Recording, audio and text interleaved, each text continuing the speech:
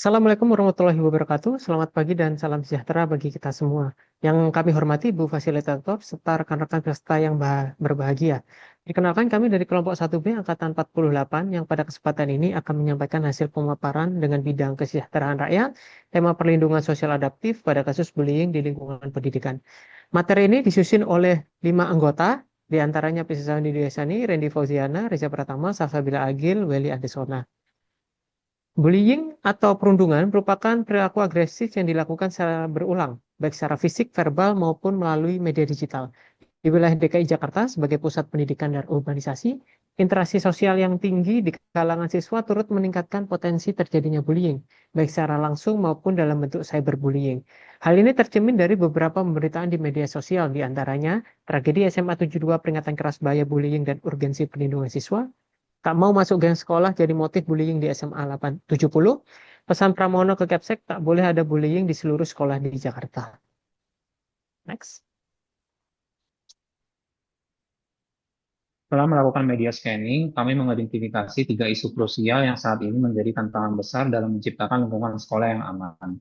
Isu yang pertama, rendahnya kesadaran dan pemahaman tentang bullying. Isu yang kedua, lemahnya sistem pencegahan dan penanganan. Isu yang ketiga, kurangnya peran aktif guru dan tenaga kependidikan. Next.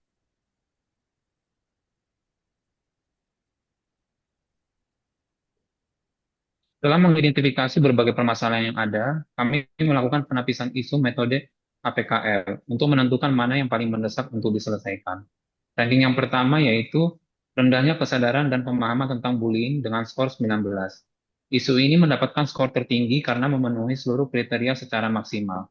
Fenomena ini sangat aktual karena masih sering terjadi, problematik karena menyebabkan dampak fatal jika dibiarkan, menyentuh halayak luas yaitu siswa, orang tua, guru, dan sangat layak untuk segera dicarikan solusinya. Next. Baik, bagaimana peran ASN dalam mengatasi isu tersebut? Yang pertama sebagai edukator, dengan memberikan pemahaman kepada peserta didik mengenai bahaya dan dampak bullying.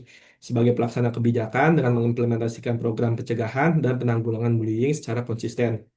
Sebagai pelayan publik, dengan memberikan perlindungan dan rasa aman kepada seluruh siswa, juga berperan sebagai agen perubahan dengan menjadi teladan dan bersikap empati serta tidak diskriminatif, serta sebagai kolaborator yang bekerja sama dengan orang tua dan warga sekolah dalam membangun budaya anti-bullying. Sementara untuk kedudukannya sendiri, khususnya guru dan tenaga pendidikan, yaitu sebagai pihak yang bertanggung jawab dalam menciptakan lingkungan yang aman, inklusif, serta menjunjung tinggi nilai-nilai saling menghargai antar sesama. Kemudian identifikasi akar masalahnya yang pertama dari manusia, yaitu kurangnya peran aktif guru dalam pengawasan. Dari pengawasannya sendiri, regulasinya masih belum banyak diketahui. Dari lingkungannya ini masih banyak yang menormalisasikan tindak kekerasan.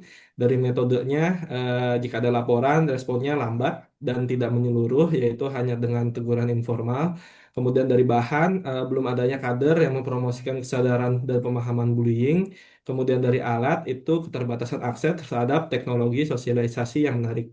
Dari kena masalah penyebab masalah ini akhirnya menciptakan suatu masalah yaitu rendahnya kesadaran dan pemahaman tentang bullying. Selanjutnya, penapisan penyebab masalah menggunakan metode USG. Penyebab utama permasalahan terletak pada belum adanya kader yang secara aktif mempromosikan kesadaran dan pemahaman terkait bullying. Isi ini memperoleh skor tertinggi yaitu 15. Di posisi kedua terdapat normalisasi tindak kekerasan dengan skor 14. Selanjutnya, kurangnya peran aktif guru dalam pengawasan menempati peringkat ketiga dengan skor 13. Lalu respon yang lambat dan tidak menyeluruh hanya berada di peringkat keempat dengan skor 6. Terakhir, keterbatasan akses terhadap teknologi sosialisasi yang menarik berada di peringkat kelima dengan skor 4. Next. Penapisan solusi menggunakan metode McNamara yang paling unggul adalah pembentukan kader sebagai duta anti-bullying di sekolah dengan total skor tertinggi yaitu 12. Pendekatan ini strategis karena menggunakan sesama siswa sebagai agen perubahan sehingga pesan disampaikan cenderung mudah dan diterima dan percaya. Pada peringkat kedua, terdapat pembuatan konten edukasi hidup berakhlak kepada anak dengan total skor 11. Dan yang terakhir, pembuatan SOP respon cepat dalam menangani kasus bullying di sekolah terdapat berada di peringkat ketiga dengan total skor 10.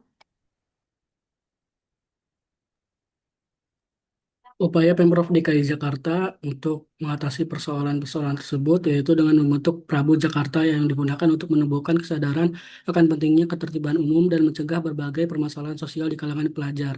Next.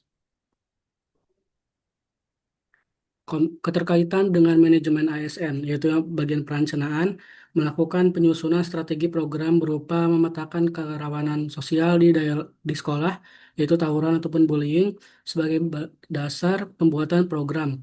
Kemudian, merencanakan penggunaan APBD untuk kegiatan pengukuhan, pelatihan, dan atribut peserta, dan menentukan jumlah sekolah dan siswa yang akan dijadikan sebagai mitra atau duta. Kemudian untuk pelaksanaannya yaitu melakukan pembinaan dan sosialisasi ke sekolah-sekolah untuk memberikan materi tentang anti-bullying dan membentuk jaring dengan dinas atau instansi terkait untuk koordinasi antar lembaga serta menjadi mentor bagi siswa untuk menanamkan nilai-nilai etika dan saling berhargai sejak dini. Dan untuk pengawasannya yaitu memastikan program berjalan dengan cara memantau efektivitas para prabu dalam menekan angka pelanggaran ketertiban di lingkungan sekolah dan melakukan evaluasi dengan menyusun laporan akuntabilitas mengenai keberhasilan program. Misalnya, apakah kasus bullying menurun dengan adanya program ini?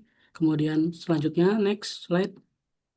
Solusi alternatif dengan Smart ASN. Di sini terdapat 4 literasi digital. Yang pertama, digital skill, implementasinya membekali peserta Prabu dengan kemampuan literasi digital dan melatih peserta membuat konten kampanye anti-bullying melalui poster, video, dan media sosial lainnya. Kemudian, digital skill literasi kedua yaitu implementasinya memastikan peserta Prabu bisa diarahkan menjadi penghubung awal yang membantu korban melapor tanpa takut identitasnya bocor dan menetapkan SOP penanganan cyberbullying yang jelas dan aman.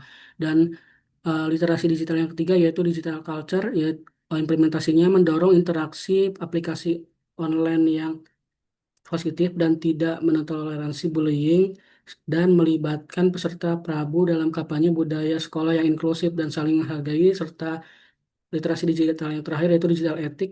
Implementasinya memastikan penanganan dilakukan adil tanpa bias atau menyalahkan korban, kemudian mengarahkan Prabu untuk aktif membangun narasi persatuan, toleransi, dan anti perundungan. Selanjutnya, terima kasih. Uh, Sekian presentasi dari kelompok kami, kurang lebihnya mohon maaf. Wassalamualaikum warahmatullahi wabarakatuh.